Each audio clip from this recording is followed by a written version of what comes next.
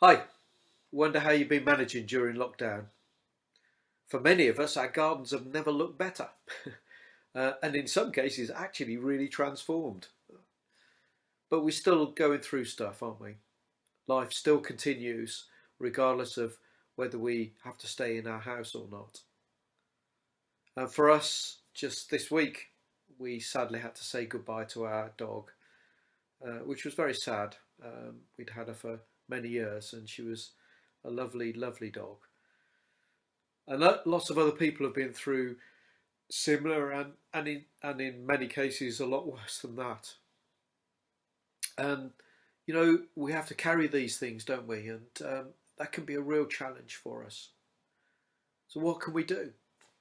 We carry those burdens and just battle on through all on our own? No, you don't have to. In Matthew 11, Jesus gives us the invite to come to him. He says, "Come to me, all you who are weary and heavy laden. I will give you rest." That invite there, that word come, literally translated is come.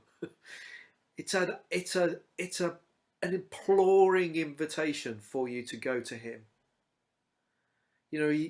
It actually um, means also to come from where you are, in where you are. So Jesus is actually saying, whatever you're going through, come to me. And he talks about giving us rest. And the word rest used in that first instance, again, the literal translation is refreshing. Gives us a refreshing. You see, Jesus understands what we're going through.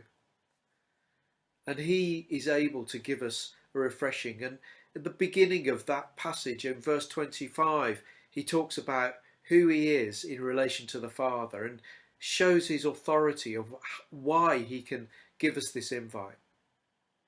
Later on in the passage in verse 29, he again re-invites us to come to him. And the word rest this time is a slightly different version of the other word he used previously. This time it means intermission or break, or a recreation, or if you want to play on that word, recreation. So Jesus is saying, first of all, he will refresh us, but then he will make us as new, so we can then face the things that we're going through. We still have to face them.